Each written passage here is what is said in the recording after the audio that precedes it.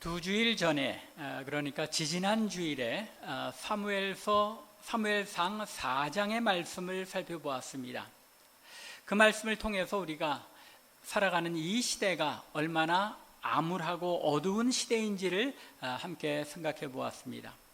마치 엘리 제사장의 시대처럼 우리는 자신들의 신앙 속에 무엇이 잘못되었는지조차 알지 못하고 그저 눈에 보이는 것만 따라다니며 추구하는 그러한 시대를 살아가고 있습니다. 이것은 세상 사람들이나 우리 믿는 자들이나 할 것 없이 거의 대동소이하다고 말할 수 있습니다.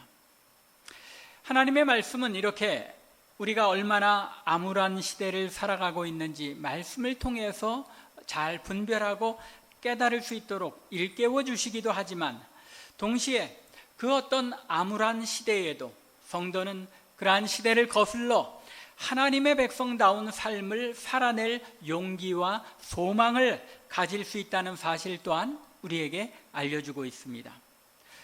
오늘 읽은 출애굽기 1장의 말씀은 모세가 태어나던 당시 그 시대 상황이 어떠했는지, 그 시대가 얼마나 참담하고 암울한 상황이었는지를 우리에게 알려주고 있습니다. 여러분들이 대부분 아시는 것처럼 창세기의 마지막 장 50장은 야곱이 죽어서 장사 지내고 또 요셉이 자신도 죽으면서 자신의 유골을 메고 올라가 약속의 땅에 자신의 유골을 묻어줄 것을 부탁하며 이제 마무리됩니다. 위대한 두 족장의 죽음을 기록하며 마치 아브라함에게 주셨던 하나님의 언약도 어둠 속에 사라져가는 듯한 그런 결말로 끝나게 되고 마는 것입니다. 그런데 사실 창세기의 이 마지막 어두운 결말 속에서도 하나님께서 작은 빛처럼 비추어 주시는 소망이 이 마지막 부분에 암시되어 있습니다. 야곱이 죽게 되자 어렸을 적에 요셉을 죽이려 했던 형들, 요셉을 미디안 사람들에게 팔아넘겼던 형들이 요셉이 자신들에게 보복할까 봐 두려워서 요셉에게 용서를 빌며 이제 그에게 나아가서 사죄를 합니다. 그때 요셉이 50장 20절에서 이렇게 말합니다. 당신들은 나를 해하려 하였으나 하나님은 그것을 선으로 바꾸사 오늘과 같이 많은 백성의 생명을 구원하게 하시려 하셨나니. 요셉은 형들이 자신에게 악의를 품고 행하였던 그 일조차도 하나님께서 선으로 바꾸시고 또 하나님의 계획을 이루시는 방편으로 사용하셨다는 이 하나님의 섭리와 주권에 대하여 확신하는 이런 믿음의 고백을 하였던 것입니다. 또한 형제들에게 자신의 유골을 약속의 땅에 올라갈 때에 가지고 올라갈 것을 맹세하게 하는 50장 25절 말씀에서도 하나님의 약속에 대한 요셉의 확신이 분명하게 나타납니다. 하나님이 반드시 당신들을 돌보시리니 당신들은 여기서 내 해골을 메고 올라가겠다 하라 하였더라. 하나님께서 여러분들의 자손들을 돌보셔서 분명히 약속의 땅으로 불러들이실 때에 내 유골을 반드시 잊지 말고 가지고 올라가라고 부탁하는 것입니다. 하나님의 약속에 대한 소망이 여기에 분명하게 나타나고 있죠. 출애굽기를 시작하는 출애굽기 1장의 오늘 본문도 이 창세기의 마지막 장처럼 어두운 분위기 가운데서 소망이 빛나는 장입니다. 1절부터 5절에서 애굽에 내려온 야곱의 12 아들들의 이름을 열거합니다. 그러면서 70명의 사람들이 이 애굽에 내려온 것을 이야기합니다. 하지만 6절에서 결국 요셉과 그 모든 형제와 그 시대 사람들이 다 죽었다고 기록합니다. 그 세대는 다 가고 이제는 아무것도 그 시대 우리 조상들이 섬기던 신앙과는 아무런 상관이 없는 시대가 도래한 것처럼 이야기합니다. 뿐만 아니라 8절에서는 요셉을 알지 못하는 새 왕이 일어났으며 그 결과 이스라엘 자손들을 노예로 전락시켜서 착취하며 그들의 번성을 막으려 하였던 것을 기록합니다. 그래도 그 번성을 막을 수 없게 되자 15절 이하에 보면 산파들을 시켜서 남자아이들은 모두 죽이게 하고 더 나아가 모든 백성에게 이렇게 행하라고 바로가 명령합니다. 오늘의 본문은 이렇게 요셉이 죽은 후에 수백 년 동안 하나님의 백성들에게 암흑과 같은 시대가 점점 깊어져 갔던 것을 알려주고 있습니다. 우리는 이 기간이 단순히 몇십 년의 기간이 아니라 100년, 200~300년 가까이 계속 진행되었으리라고 추측해 볼 수 있습니다. 그러나 이러한 칠흑같이 어두운 밤에도 여명은 밝아오는 것처럼 하나님의 백성이 처한 그 어떤 암울하고 어두운 상황 속에서도 소망의 빛이 밝아오는 것을 오늘 출애굽기 1장의 말씀이 또한 우리에게 알려주고 있습니다.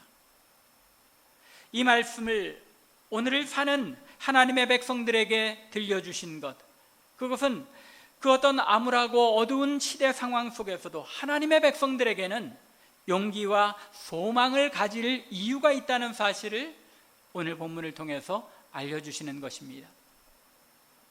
용기와 소망을 가져야 할 이유, 한 3가지 정도가 본문에 언급되어 있는데, 그 첫 번째는 신실한 하나님의 백성들은 언약을 이루시는 하나님의 신실함으로 인해서 소망을 가질 수 있다는 사실입니다. 하나님은 언약에 신실하신 하나님이시다라는 것을 오늘 본문이 우리에게 알려주고 있는 것입니다. 다시 잠시 창세기로 돌아가서 이야기를 하자면, 제가 누누이 강조한 것처럼 창세기라는 책은 신학적인 관점에서 볼 때에는 출애굽이라는 사건을 위한 책입니다. 즉 출애굽기를 위해서 이 창세기가 기록되어 있다는 것입니다. 출애굽한 이스라엘 백성들에게 그들의 정체성이 어디에 있는지, 그리고 왜 출애굽이라는 이 전무후무한 구원의 놀라운 역사가 그들의 생애에 일어나게 되었는지를 알려주기 위하여 기록된 변증서와 같은 책이 바로 창세기라는 책입니다. 그래서 창세기에는 반복적으로 하나님의 언약에 대해서 강조합니다. 창세기 12장 12절을 보면 내가 너로 큰 민족을 이루겠다고 아브라함에게 약속을 주십니다. 또한 15장 5절에 보면 하늘을 우러러 뭇별을 셀 수 있나 보라, 내 자손이 이와 같으리라 라고 아브라함에게 다시 한번 약속을 확인시켜 주십니다. 그리고 17장에 가서는 내가 너로 심히 번성하게 하리니 내가 내게서 민족들이 나게 하며 왕들이 내게로부터 나오리라 라고 약속하십니다. 또 나아가 22장 17절은 내게 큰 복을 주고 내 씨가 크게 번성하여 하늘의 별과 같고 바닷가의 모래와 같게 하겠다고 약속을 확인하십니다. 그리고 28장에서는 전능하신 하나님이 내게 복을 주시어 내가 생육하고 번성하게 되어라고 말씀하며 28장 14절은 내 자손이 땅의 티끌같이 되리라고 약속하십니다. 그리고 48장에 이르러서 야곱이 인종의 침상에서 요셉에게 하나님의 축복을 알려주며 언급한 말씀에 내가 너로 생육하고 번성하게 하여 내게서 많은 백성이 나게 하고 라고 하나님께서 아브라함에게 주신 이 약속을 수도 없이 반복하며 너희에게 이러한 약속이 주어져 있었다, 너희에게 이러한 약속이 하나님께로부터 주어져 있다라는 사실을 계속 반복해서 상기시켜 줍니다. 왜 그렇습니까? 바로 오늘 출애굽기 1장을 위해서입니다. 그리고 나서 이제 오늘 본문 출애굽기 1장에서 하나님께서 이 언약을 어떻게 그들 가운데 이루셨는지를 알려주고 있는 것입니다. 7절과 12절과 20절에서 반복하여 하나님의 언약이 어떻게 성취되었는지, 그들의 삶 가운데 이루어졌는지를 보여주는데, 6절에서 요셉과 그 시대 사람들이 다 죽었다는 사실을 언급하고 나서 7절에 뭐라고 언급합니까? 이스라엘 자손은 생육하고 불어나 번성하고 매우 강하여 온 땅에 가득하게 되었더라.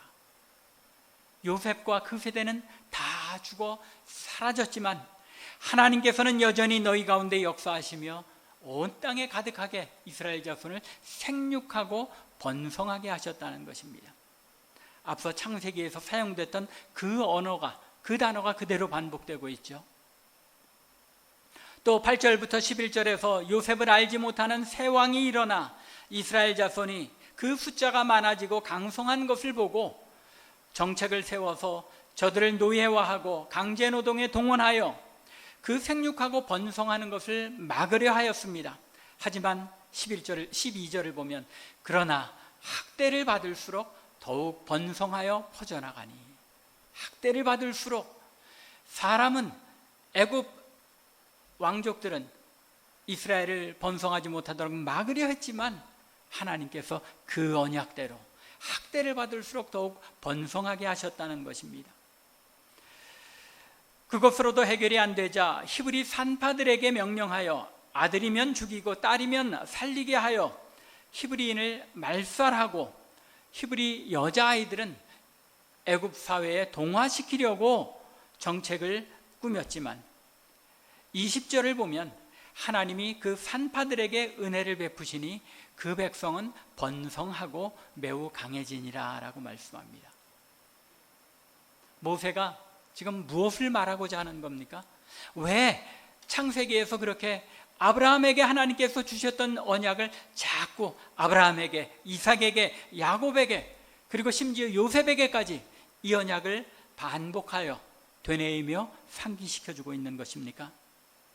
사람의 생각으로는 야곱의 아들들이 모두 죽고 수백 년의 시간이 흐르며 그 자손들의 생각 속에서 하나님의 약속이 잊혀지고 모든 것이 끝난 것처럼 보이는 그때에도 하나님께서는 당신의 약속을 진행하시고 이루셨다는 것입니다. 또한 사람이 아무리 이스라엘 백성의 번성을 막으려 했어도 하나님께서는 당신의 약속을 끝까지 지켜 이루셨더라는 모세의 고백이요 간증인 것입니다. 하나님께서 우리 가운데 이렇게 당신의 약속을 이루셨으며 하나님은 이렇게 신실하게 당신의 약속을 끝까지 이루시는 분이십니다 라고 고백하고 있는 것입니다. 출애굽한 이스라엘 백성들에게 모세는 너희들 자신이 바로 하나님이 언약을 지키시는 신실한 분이심에 대한 증거다라고 일깨워주는 동시에 하나님이 이처럼 언약을 신실하게 지키시는 분이시기에 앞으로도 너희를 그 약속의 땅, 가나안 땅에 들어가게 하시겠다는 그 약속 역시도 분명하게 지키실 것이라고 그들이 가져야 할 소망에 대하여 확신을 불어넣어주고 있는 것입니다. 언약을 끝까지 신실하게 이루시는 하나님이 우리의 하나님이시라는 사실이 또한 오늘날 하나님의 백성들이 이 삶의 현실 속에서 이 땅의 신앙의 삶이 아무리 어둡고 암울하고 절망하고 좌절할 수밖에 없는 그러한 시대의 한가운데 있을지라도 소망과 용기를 가질 수 있는 이유라는 것입니다. 우리가 살아가는 이 시대가 한 치 앞도 바라볼 수 없는 어두운 시대고 말세에 믿는 자를 찾아보겠냐고 하신 주님의 말씀처럼 참된 믿음을 찾아보기가 참 어려운 시대입니다. 그런데 그 가운데 이 말씀을 통해서 하나님께서는 신실하신 하나님을 우리가 신뢰하며 이 땅에서 하나님을 경외하는 신실한 백성으로서의 삶을 끝까지 지켜나가고 이어나간다면 우리가 소망을 가지고 하나님의 백성다운 삶으로 이 땅의 빛과 소금의 삶을 감당할 수 있다는 사실을 분명하게 믿을 수 있는 저와 여러분들 되시기를 주님의 이름으로 간절히 축원합니다. 두 번째로 우리가 암울한 이 시대 가운데에서도 용기와 소망을 가질 수 있는 이유는 사람의 계략과 학대까지도 하나님의 손안에 있다는 사실 때문입니다. 애굽의 새로운 왕조가 시작되어 이전 왕조에서 혜택을 받은 자들을 핍박하기 시작했습니다. 그 전에 이 요셉에게 호의를 베풀던 애굽의 왕조는 힉소스 왕조였습니다. 그런데 이제 제18왕조가 세워지면서 이전에 요셉의 시대 힉소스 왕조 때에 혜택을 누리던 사람들이 핍박을 받게 된 것입니다. 역사를 보면 언제나 그렇죠. 새로운 정권이 생기면 어떻게 됩니까? 이전 정권에서 혜택을 받던 사람들은 다 제거되고 또 핍박을 받는 것, 그것이 이 세상 역사의 흐름입니다. 따라서 새로운 왕조를 집권한 그들에게 그들보다 더 숫자가 많은 이스라엘 백성들이 저들의 정권의 위협으로 여겨질 수밖에 없다는 것입니다. 이러한 상황 인식이 9절과 10절에 잘 나타나 있습니다. 그가 즉 새로 세워진 왕이 그 백성에게 이르되 이 백성 이스라엘 자손이 우리보다 많고 강하도다. 자, 우리가 그들에 대하여 지혜롭게 하자. 두렵건대 그들이 더 많게 되면 전쟁이 일어날 때에 우리 대적과 합하여 우리와 싸우고 이 땅에서 나갈까 하노라 하고, 저들이 어떻게 정책을 펼쳐나가야 될지가 이 안에 잘 담겨 있는 것입니다. 그 결과 이스라엘 백성들을 노예로 전락시키고 저들을 심히 학대하여 그들이 감히 반역이나 권력에 대한 의지를 가지지 못하게 하며 생육하고 번성하는 것을 막으려는 정책을 펴니다. 그런데 이것이 사람의 정책이요 계략인 것처럼 보이지만 하나님께서는 그것조차도 당신의 일을, 하나님의 계획을 이루는 방편으로 사용하시는 것입니다.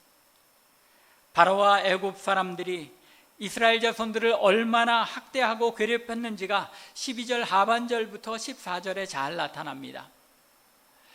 애굽 사람이 이스라엘 자손으로 말미암아 근심하여 이스라엘 자손에게 일을 엄하게 시켰는데 어려운 노동으로 그들의 생활을 괴롭게 했다고 말합니다. 그래서 흙이기와 벽돌 굽기 등 농사의 일 등 여러 가지 어려운 일을 시켰는데 그 시키는 일을 그저 대충 시킨 것이 아니라 엄하게 시켰더라. 엄하게 저들을 노예로 부렸다는 것입니다. 그런데 창세기 15장 13절을 보면 하나님께서 아브라함과 언약을 다시 갱신하시면서 이렇게 말씀하십니다. 너는 반드시 알라, 내 자손이 이방에서 객이 되어 그들을 섬기겠고 그들은 400년 동안 내 자손들을 괴롭히리니. 애굽의 새 왕조가 들어서서 그들이 자신들의 정략 때문에 권력을 유지하기 위해서 이스라엘을 학대하고 핍박한 것처럼 보이지만 이미 하나님의 계획 속에서 이스라엘 백성들이 번성케 되는 일이, 그 일들을 이루시기 위해서 하나님께서 저들의 생각까지도 사용하시고 있는 것을 알 수 있는 것입니다. 하나님의 주권적인 섭리가 모든 일을 합력하여 선을 이루게 하신다는 요셉의 고백이 여전히 당신의 백성들에게 유효한 것입니다. 옛날 이 모세 시대의 이스라엘 백성만이 아니라 오늘날 우리들에게도 하나님의 주권적인 섭리가 우리로 하여금 모든 일을 합력하여 선을 이루게 하시는 줄로 믿으시기 바랍니다. 이것이 하나님께서 우리의 삶에 역사하시는 방법인 것입니다.